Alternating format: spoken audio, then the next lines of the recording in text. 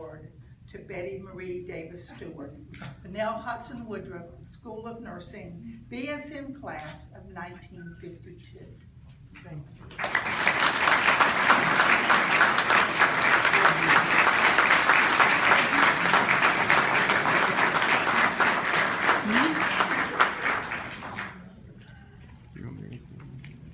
It's pretty obvious that I'm old. I want to welcome a few people. I like to welcome my family. I don't get them together very often anymore, so it's a joy to have them here today. I also want to welcome a couple of my classmates are still around, and one of them is Carolyn Snelling, and we were in the same class, and we've been in the same class almost since 73 years. We came through junior high school in Orlando Senior High School, Florida State University, and Emory. So it's not often that you have a friend that you've had for 73 years and we're still upright and taking nourishment. I want to thank, too, this Alumni Association staff and leadership and our paparazzi, picture taker.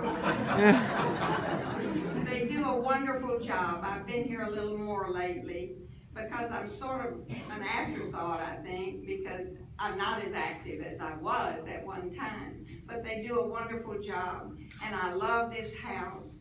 Jake Ward was very special to me, along with Prentice Miller and Ray Gandy and Walter. That's right. I'm beginning to have a few of those forgetfulness. So I do want to offer gratitude to the fact that you are here. Upon learning about this award, a friend of mine said very simply, Betty Marie, act your age and don't preach. Well, you know, that's something. Act your age. I've never been 87 before. And I'm not sure how I'm supposed to act.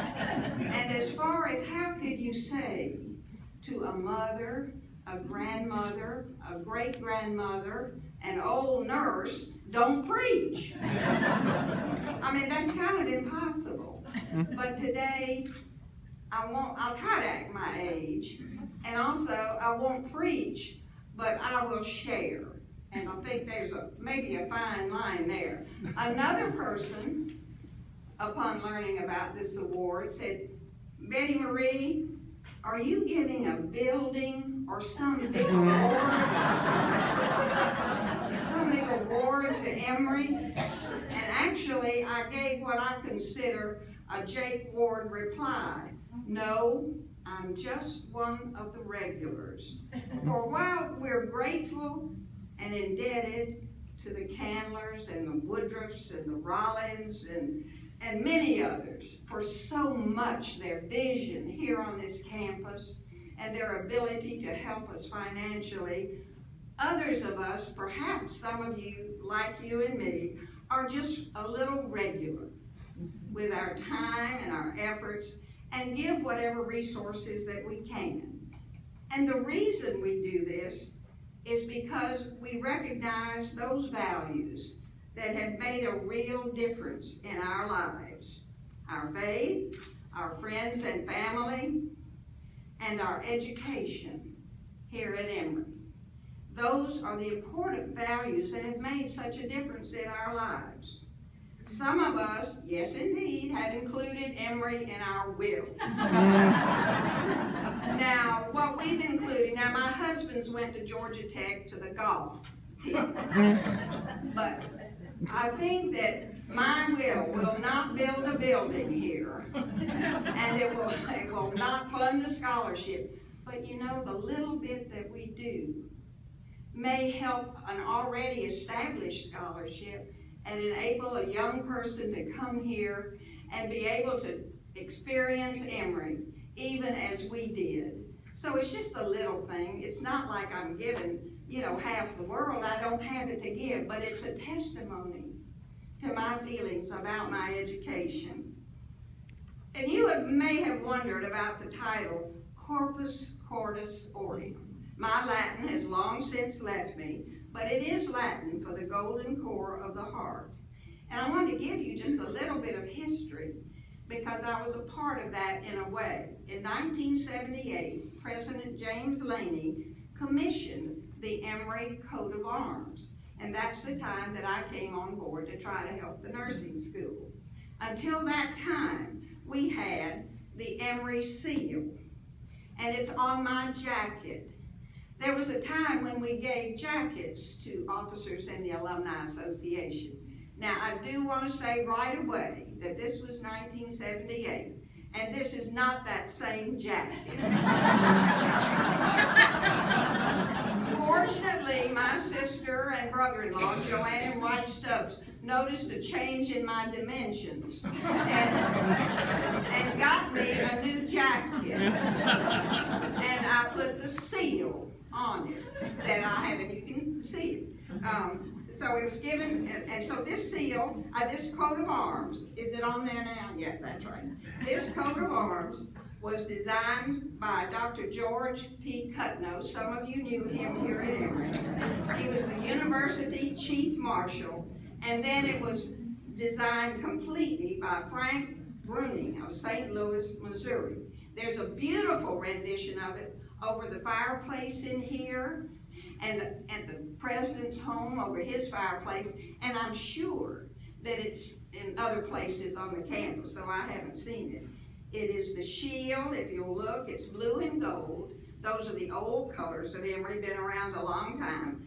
The lamp, which represents learning, the torch, the light of knowledge, and the trumpet represents the dissemination of knowledge and proclamation of the truth. The motto in Latin, which has been around too a long time, is that the wise heart seeks knowledge.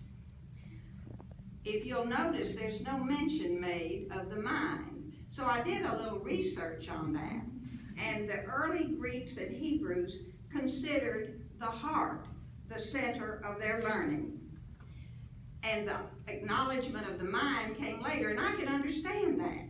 They could feel the heart palpate and maybe even see it at times. So they thought that that was the center of learning. The mind came along later. Certainly it's in the New Testament, and I don't know whether it came with the Age of Enlightenment or not, but they're both important. The one thing that we know is that it takes both the mind and the heart to be truly educated.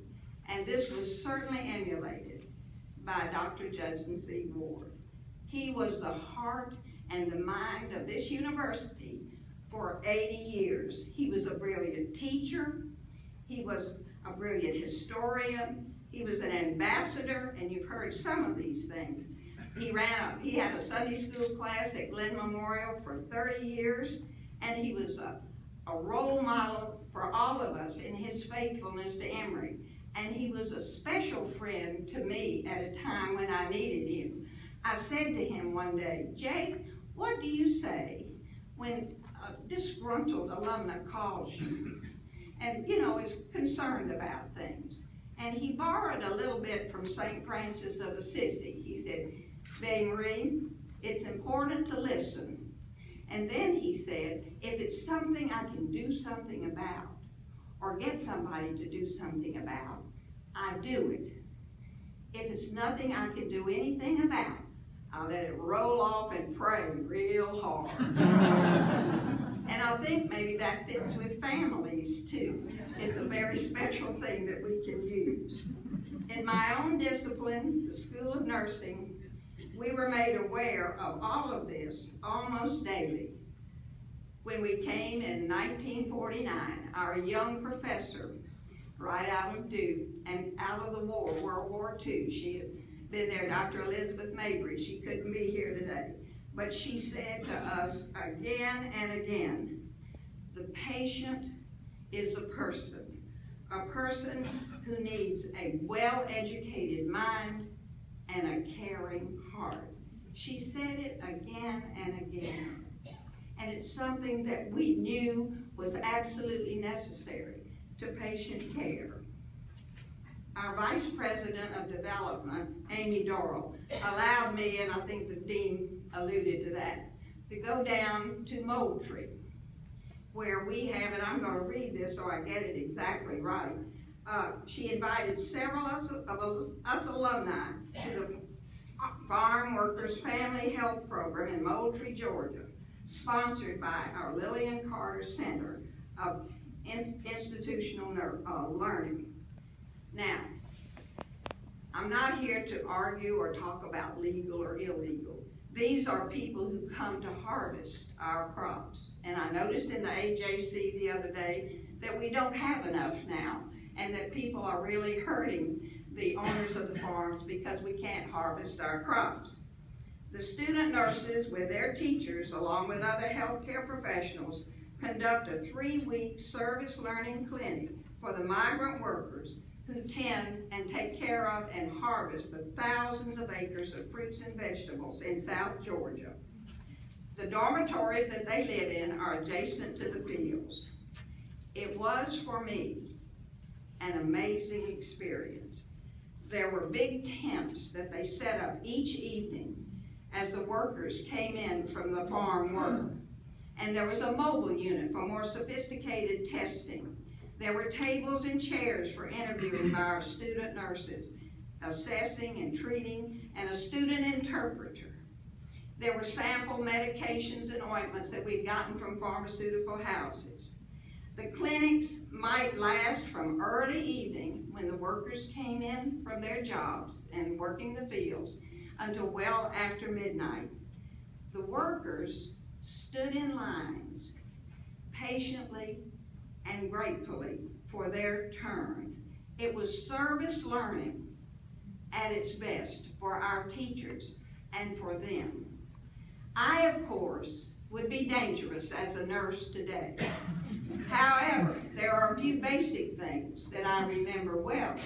And while I was down there, with instruction, they allowed me to do help with the foot care for the migrant workers.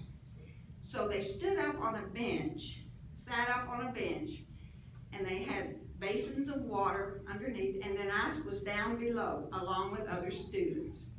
And we were looking at their feet to check for anything that some of the pollutants that they use on the fields might have caused. We looked for abrasions, and we looked at their nails, and we looked at their skin to see if there was anything that we needed to help them do or tell the foreman about it. And so, as we sat there, and we sort of massaged their feet, to tell you the truth, it didn't matter that I didn't remember my Spanish, because it didn't matter, because as I looked at them and looked at their feet and tried to help them, there was just such a camaraderie between all of us. However, I did recognize a few of the words as they were saying them. They said, gracias, gracias, muy bien. And the men were so grateful that we were there to help them. I remember too, the years, many years before, when patients stayed in bed longer. That was after World War II. And they would be bedridden, and we would take a pan of water, place it on a rubber sheet, we didn't have plastic, and wash their feet. And how that was such a satisfactory procedure to that patient. So there, and then I remembered one other person over 2,000 years ago who knelt before his followers and humbly washed their feet. So I think that is the art and the science of nursing. And I think that's what's important, along with all the technicalities that we have to learn. Tomorrow, we call all of that today servant leadership. And you will see that all over this campus. These students are tutoring. They're going into places that need their help for feeding people and clothing people. Our students go abroad. They're in Haiti, they're in Guatemala, they're in Ethiopia, all these places, and they're right at clinics in downtown Atlanta. So they're making a difference with what we call service leadership. And so tomorrow, you, the members of the Corpus Christi Aureum, you'll don your gold robes very early in the morning and pull this medallion over your head, and you will enter the quadrangle which is still familiar territory to all of us, few new buildings, to the sound of the bagpipes, and in sight of many students who will look at you and wonder and say, they made it. And I think you will be grateful. I think your heart will flutter a little bit as you look and feel those memories crowd around you and feel the gratitude for what you learned here. And if I'm not mistaken, I think each of you will hear Dr. Wagner say, I did call his office, I said, be sure to say this again. As they leave, he says, along with other people who've said it, students and graduates, do well and do good. And I think Jake Ward might add to that, and even if you don't do as well as you expected, or if people around you did a lot better, you can still do good. So I accept this award today, but I accept it for each of you who has the mind to learn and the heart to care. Thank you.